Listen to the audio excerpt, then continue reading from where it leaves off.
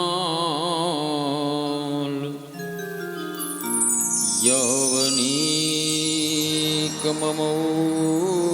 यवनीकममौरवशो सदा विहारी लाल।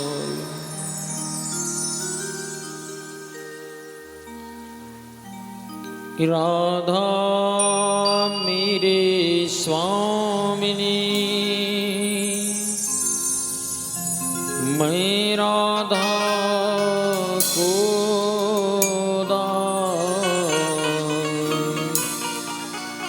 जन्म जन्म मोहि दीजिए श्री चरणों में वास, श्री चरणों में वास।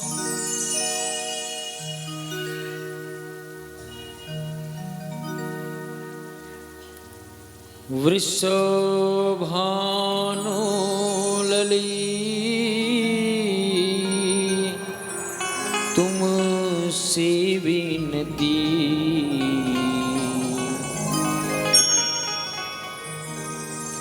करता हूँ सदा कर जोर तुम्हारी।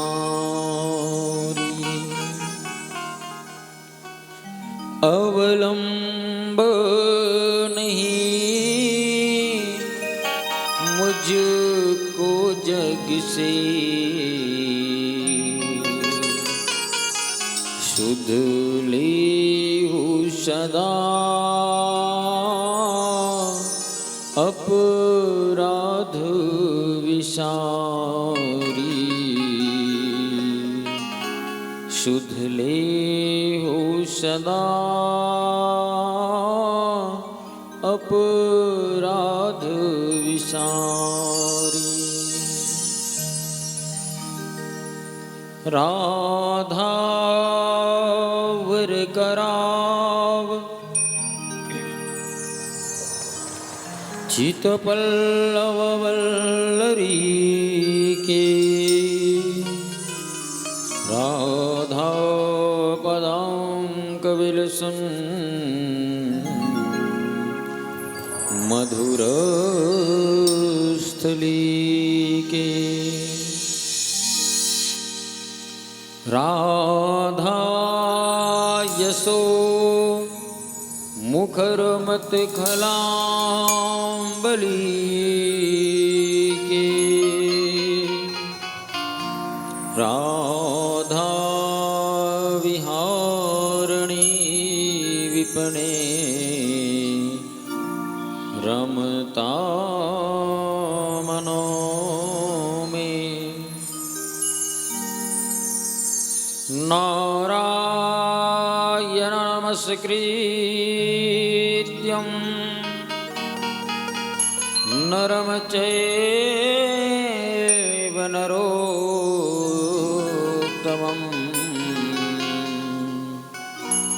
देवी सरस्वतीं व्यासो ततो जयमुदीरये।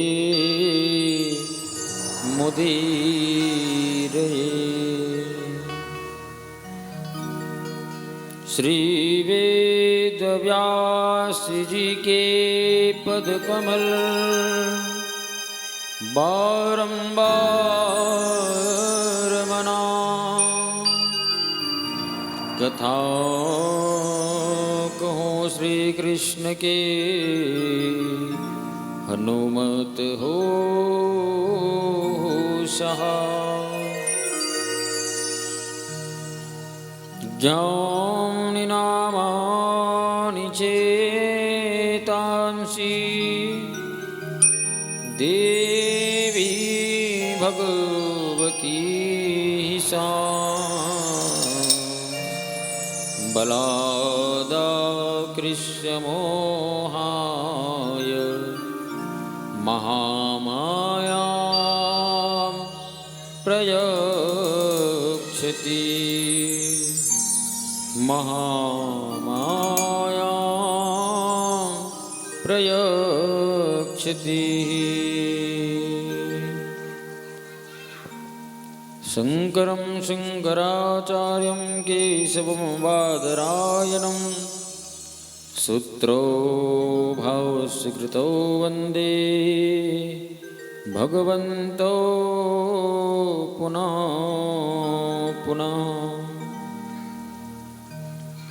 प्रेम से बोले वृंदावन बिहारी लाल की जय, राधा रमन सरकार की जय हो, श्रीमद् भागवत महापुराण की जय हो। मानस प्रेमी श्रोता समाज, भगवान श्री राधा माधव मुकुंद बांकी बिहारी जी की चरण कमल के प्रेमानुरागी भक्तजन, भक्तिमयी वात्सल्यमयी ममतामयी करुणामयी माताओं एवं भगवान श्री कृष्ण के विशेष शरणानुरागी भक्तजन, आज श्रीमद् भागवत की तृतीय दिवस की पावन चरित्र पावन कथाओं को श्रवण करने से पूर्व आइए प्रभु श्री हनुमान जी का चालीसा के द्वारा स्तवन करें और हनुमान जी का शुभ आशीर्वाद लेते हुए भगवान की कथाओं को हम सब बड़े भाव से श्रवण करें और अपने इस जीवन को धन्य बनाए।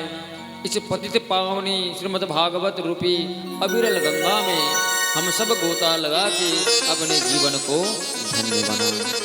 बोले हनुमान जी महाराज की जय। श्री गुरु चरण सरोज रज निज मनो मुकुर सुधारि, वरना रघुवर विमल जसो,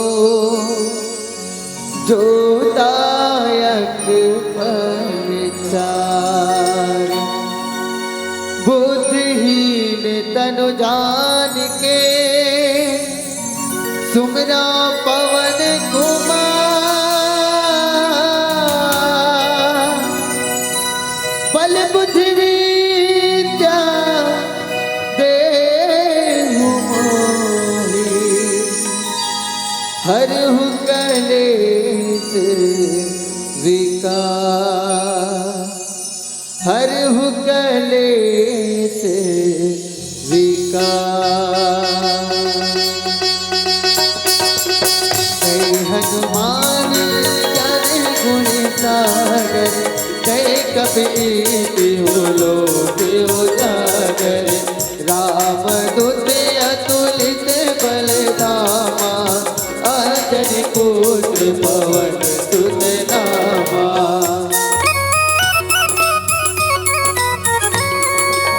महावीर विक्रम बजरंगी, कुमति निवार सुमत के संगी। कंचन बरन विराज सुबेसा, कानन कुंडल कुंचित केसा। हाथ वज्र ध्वजा विराजे, कांधे मूंज जनेऊ साजे। शंकर सुवन केसरी नंदन, तेज प्रताप महाजगवंदन।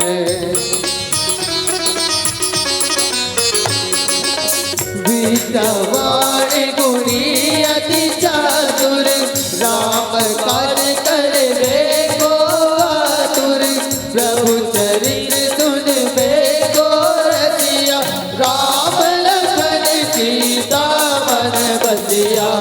सूक्ष्म रूप धरि सियहि दिखावा, विकट रूप धरि लंक जरावा। भीम रूप धरि असुर सहारे, रामचंद्र की काज सवारे।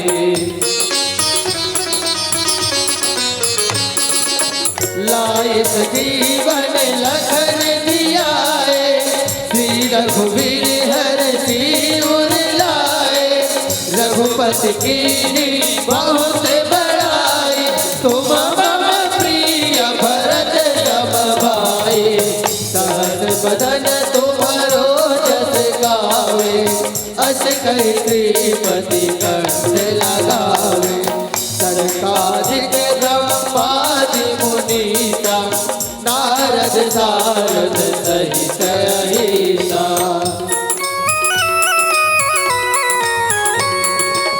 जब कुबेर दिखपाल जहाँ ते, कवि कोविद कहि सकै कहाँ ते, तुम उपकार सूक्ष्म कीना, राम बिलाए राजपद दीना, तुमरो मंत्र विभीषण माना, लंकेश्वर भय सब जग जाना, जोग सहस्र योजन पर भानु, लियो ताई मधुर फल जानो।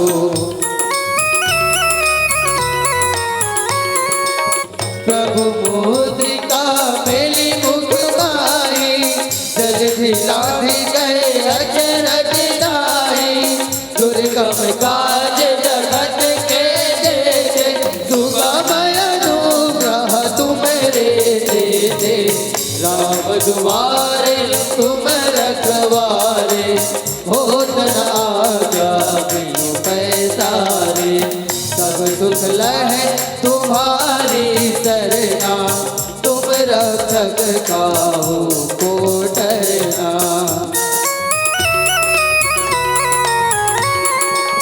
अपन तेज सम्हारो आके, तीनों लोग हाँकते गावे, भूत पिशाच निकट नहीं आवे, महावीर जब नाम सुनावे, नासे रोग हरे सब पीरा, जपत निरंतर हनुमत वीरा, संकट ते हनुमान छुड़ावे, मन क्रम वचन ध्यान जो लावे।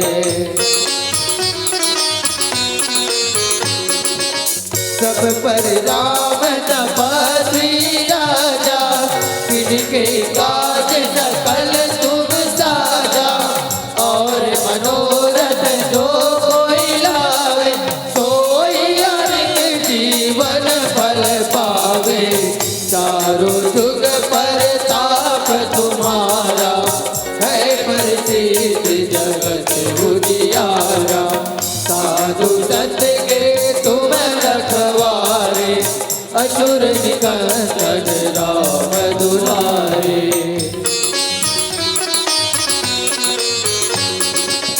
अष्ट सिद्धि नव निधि के दाता, असबर दीन जानकी माता, राम रसायन तुम्हारे पासा, सदा रहो रघुपति के दासा, तुम्हारी भजन राम को पावे, जन्म जन्म के दुख बिसरावे, अंत काल रघुवर पुर जाए, जहाँ जन्म भक्त कहाई।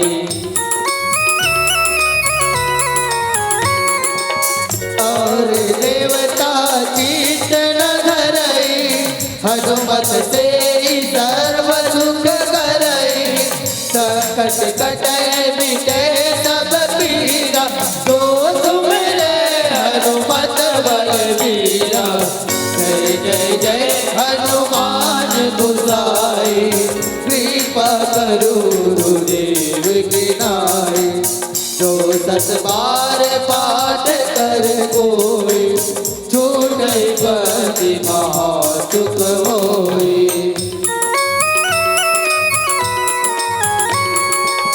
जो यह पढ़े हनुमान चालीसा, होए सिद्ध साखी गौरीसा, तुलसीदास सदा हरि चेरा, कीजे नाथ हृदय महाडेरा।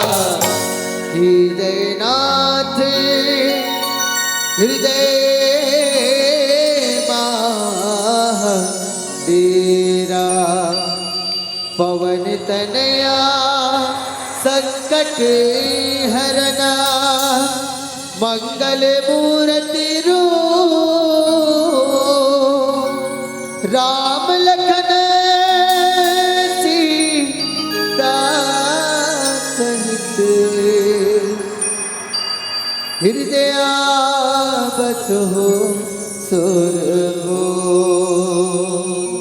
हृदय बस हो सुर हो। बोली बजरंगबली महाराज की जय हो। बोली भक्ति बिहारी लाल की जय हो। बोली राधा रमण सरकार की जय हो। राधे राधे बोल वृंदावन बिहारी लाल की जय हो। तो मनस्वी में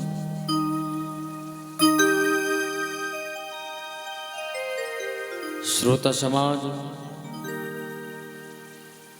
भगवान राधा माधव मुकुंद बांके बिहारी जी की चरुणानुरागी प्रेमानुरागी भक्त वृंद आज श्रीमद् भागवत के तृतीय दिवस की कथा। महाराज परीक्षित को श्राप हो जाता है ब्राह्मणों का। अवधि कितने दिन की है? 7 दिन की। महाराज परीक्षित के पास जीवन में केवल 7 ही दिन शेष है और जो शेष है वही विशेष है। याद रखें, जो शेष है वही विशेष है। इस शेष को विशेष मान के जो जी लिया संसार में, समझ लो उसे जीना आ गया। महाराज परीक्षित को जब मालूम हुआ कि ब्राह्मणों के द्वारा श्राप हुआ है कि आज के 7वें दिवस तक्षक के द्वारा आपकी मृत्यु हो जाएगी। महाराज बड़ी बात तो ये है, जब हमें कोई कह दे कि आपकी मृत्यु आज के 7वें दिन अगर किसी के द्वारा हो तो हम सुन के तो वहीं स्तब्ध रह जाएंगे, डर जाएंगे। और डर के कारण 7 दिन जीने वाले 4 दिन में ही हमारी मृत्यु हो जाएगी। बोलो, ये पहले की बात थी, 4 दिन में मृत्यु हो जाए। लेकिन अब अगर कोई कहे कि अब तुम मरने वाले हो तो हम क्यों मरे, तुम मर जाओ। हम क्यों मरे, तुम मर जाओ। अर्थात तुरंत प्रति उत्तर करेंगे। महाराज परीक्षित को 7 दिन का श्राप हुआ। अगर कोई कह दे आपको कि आप मरने वाले हो तो आप बताइए सच में कि आप प्रसन्न रहोगे कि उदास रहोगे?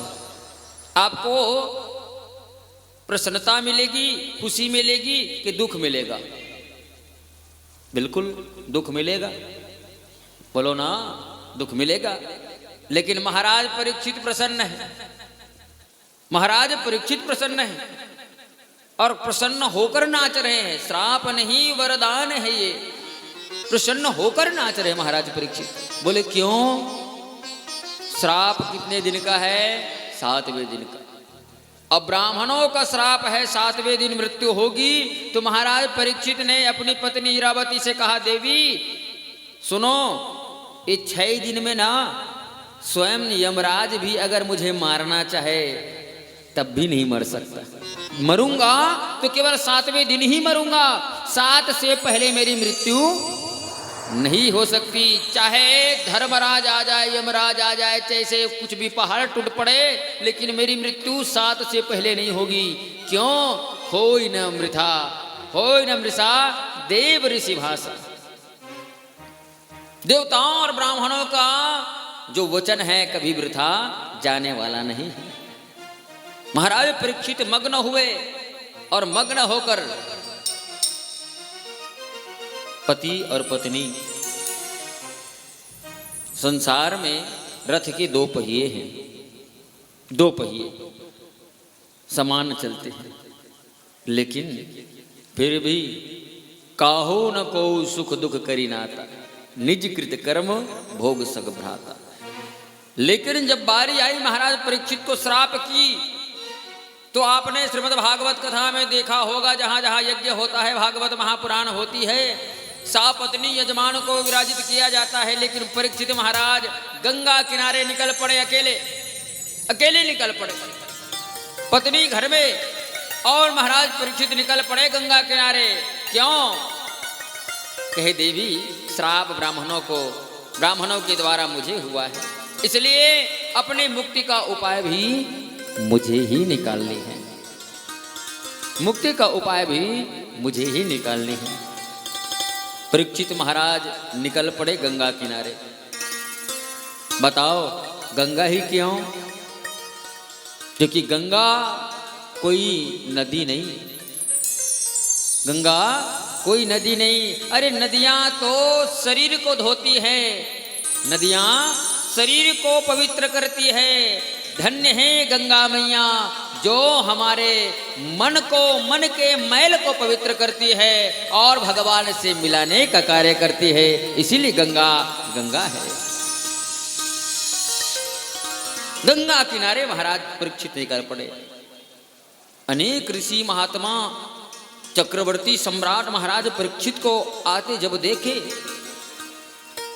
एक साथ खड़े हुए और स्वागत अभिनंदन के लिए महाराज परीक्षित का अभिनंदन किए।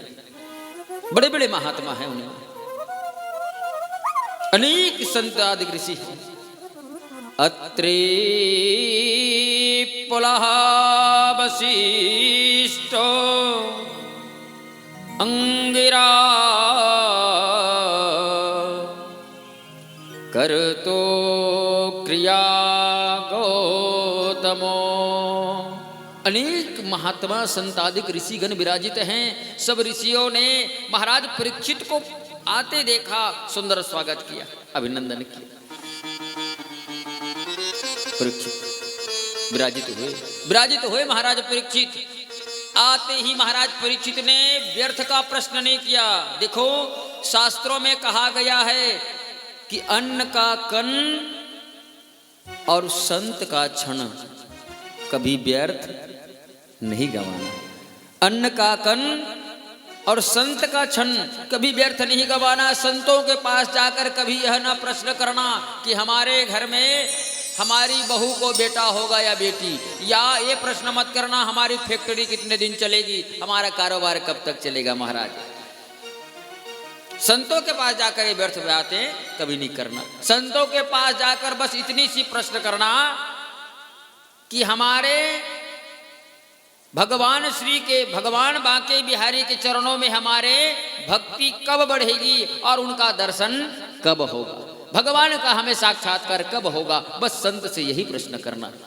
इस सांसारिक प्रश्न कभी व्यर्थ नहीं करना। गए महाराज परीक्षित ने जाकर प्रश्न किया, बाबा 7 दिन में मेरी मृत्यु होने वाली है, मेरी मुक्ति का उपाय बताओ। संत आदि ऋषिगण स्तब्ध रह गए। कहे राजन 7 दिन में संभव नहीं कि आपकी मुक्ति हो जाए, 7 दिन में संभव नहीं कि आपकी मुक्ति हो जाए। महाराज परीक्षित वहीं पर शांत अधीर अवस्था में अधीर होकर महाराज परीक्षित अचेत अवस्था में गिर पड़े। परीक्षित महाराज जैसे ही गिरे, देखते देखते एक दिव्य 12 वर्ष की आयु लेकर कमलात्मा विमलात्मा वैराग्यवान ऐसे परम तेजस्वी स्वरूप लिए महाराज पराशर नंदन व्यास और व्यास नंदन महाराज सुखदेव जी का आगमन हुआ। दिव्य 12 वर्ष के आयु, जिन्होंने केवल कोपिन वस्त्र धारण किया है। कोपिन वस्त्र 12 वर्ष की आयु लेकर महाराज सुखदेव जब आगमन हुए गंगा किनारे, सबके सब संतादिक ऋषिगण एक साथ खड़े हुए और खड़े होकर नानावत दंडवत भूमो लकड़ी के बराबर गिरकर प्रणाम किए। देखो यहां बैठने वाले जो ऋषि हैं ना, इतने वृद्ध हैं, बड़े हैं, लेकिन 12 वर्ष की आयु लेकर जब महाराज सुखदेव जी का आगमन हुआ, सबके सब एक समान लकड़ी के बराबर गिर के प्रणाम किए। क्योंकि एक प्रणाम हमारे जीवन का परिणाम परिवर्तित कर देता है। एक प्रणाम हमारे जीवन का परिणाम बदल देता है। इसलिए जहां भी अपने से बड़े मिले, क्योंकि प्रणाम हम उनका करते हैं जो हमसे आयु में बड़े हों, धन में बड़े हों, बल में बड़े हों, ज्ञान में बड़े हों। प्रणाम केवल उनका ही किया जाता है और एक प्रणाम परिणाम बदल देते हैं। महर्षि मृकंड के पुत्र मार्कंडे प्रणाम के कारण आज भी चिरंजीवी जाने जाते हैं, आज भी। इसलिए बड़ों का चरण छू के अभिवादन और प्रणाम बिल्कुल करना। देखना, याद रखो प्रणाम कैसे किया जाता है। नानावद दंडवद भूमो, दंड यानी लकड़ी, दंड यानी होती है लकड़ी। लकड़ी को आप अगर सीधे रखोगे तो गिरेगी कैसे? सीधे ही गिरेगी, झुक के नहीं गिरेगी, झुक के नहीं गिरेगी। वो गिरेगी तो जैसे डंडे हैं, लकड़ी हैं, उस लकड़ी को सीधा रखने पर जैसे अवस्था में वो गिरेगी, उसी प्रकार गिर के प्रणाम करना चाहिए। दूसरा, ना बने तो साष्टांग प्रणमोस्ति, साष्टांग प्रणाम करना। अपने घुटनों के बल बैठकर सिर को और पैर को गुरुदेव के चरणों में अर्पित करते हुए प्रणाम करना। तीसरा, दोनों हाथ के हथेलियों को अपने गुरु या बड़ों के, बुजुर्ग के पैर के अंगूठे को स्पर्श करके प्रणाम करना। बंदो गुरुपद नख मणिगण ज्योत, सुमिरत दिव्य दृष्टि ही होती, इस भाव से प्रणाम करना। आज प्रणाम की जो शैली है परिवर्तित हो गई है। पैरों को छू तो लेते हैं, लेकिन हमारे हाथ पैर को छूने के बाद कहां पहुंचते हैं? बोलो, सीने में। और सीना कब ठोका जाता है? बताओ ना। सीना कौन ठोकता है? सीना वही ठोकता है जो अभिमान से कहता है मैं इससे बड़ा हूं। सीना ठोक कर कहता है ना, ये मैं इनसे बड़ा हूं। इसलिए सीना अभिमान का प्रतीक है। ये वक्त स्थल अभिमान का प्रतीक है। प्रणाम करना तो सिर में ले जाकर, नहीं तो केवल नमस्कार, हाथ जोड़ लीजिए। प्रणाम फॉर्मेलिटी नहीं, प्रणाम करना तो सही करना। मैया, अगर भोजन अगर भरपेट मिले ना तो शरीर तृप्त होता है, मन भी तृप्त होता है। लेकिन अगर भोजन में थोड़ी सी मात्रा हम कम कर दें तो बताइए आपके दिन जो है, दिनचर्या जैसी कैसी रहेगी? मन में कमी रह जाएगी। इसलिए काम पूरा करिए। काम अगर पूरा किए तो आपको फल भी पूरा मिलेगा। प्रणाम, सुखदेव जी का प्रणाम किया और प्रणाम करने के बाद महाराज परीक्षित चरणों में गिरे। परीक्षित चरणों में गिरते ही महाराज सुखदेव को कहे बाबा मेरी 7 दिन में मृत्यु है, मुक्ति का उपाय बताइए, मुक्ति का उपाय बताइए। क्या 7 दिन में मुक्ति हो सकती है? महाराज सुखदेव कहे राजन, मुक्ति तो 1 घड़ी में भी संभव है। 1 घड़ी में। अब महाराज सुखदेव कथा श्रवण कराए हैं। कल हमने कपिल अवतार की कथा श्रवण कराई। तो आइए, आज महाराज परीक्षित का 3रा दिवन है और 3रे दिवस महाराज परीक्षित गंगा किनारे उत्तरानंदन अभिमन्यु कुमार महाराज परीक्षित विद्यमान हैं। सभा के मध्य में वितराग महात्मा सुखदेव जी विराजमान हैं। कल कल कल कल बहती हुई पतित पावनी गंगा मैया। महाराज परीक्षित निवेदन करते हैं, गुरुदेव मेरे जीवन में 3रा दिवस आरंभ हो चुका है, इसलिए आज के पावन चरित्रों को मुझे श्रवण कराएं।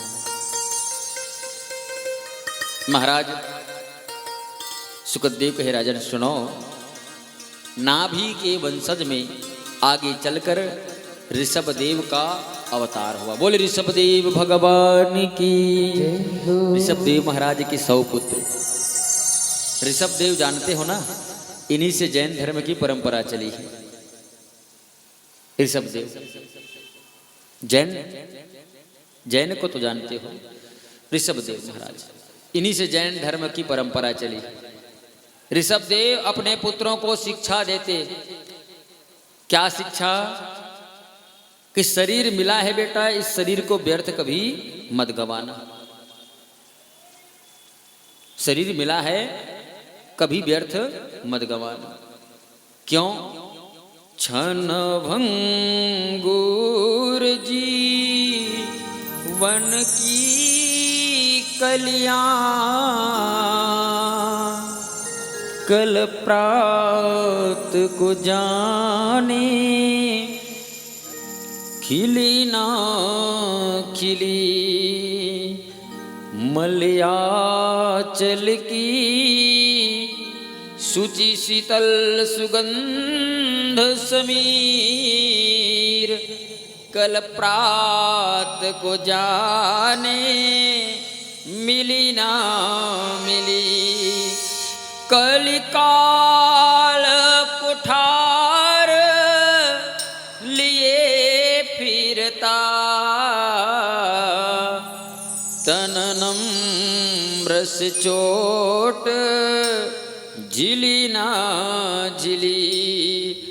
इसलिए रट ले हरि नाम अरी रसना, फिर अंत समय हिली ना हिली, फिर अंत समय हिली ना हिली। 100 पुत्र को बुलाकर महाराज ऋषभदेव नित्य शिक्षा देते।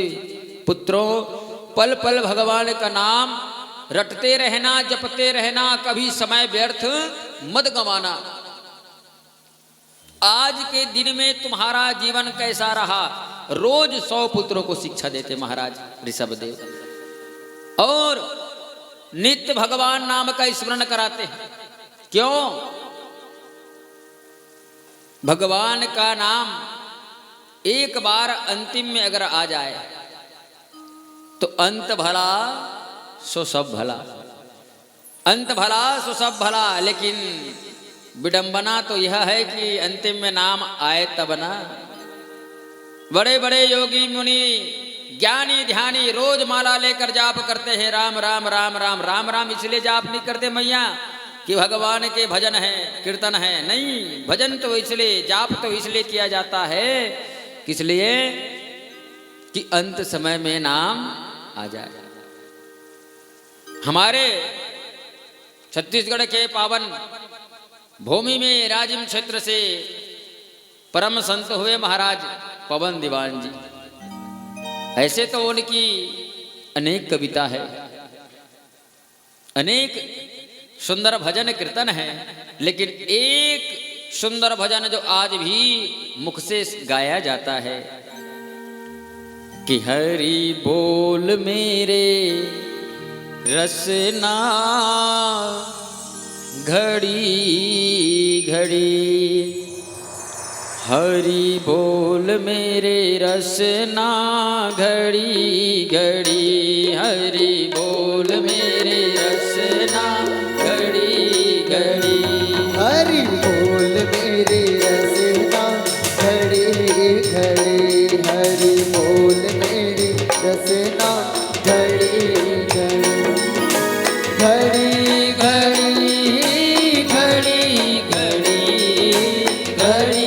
करणं पुष्पै देवाधिवन्दनम्।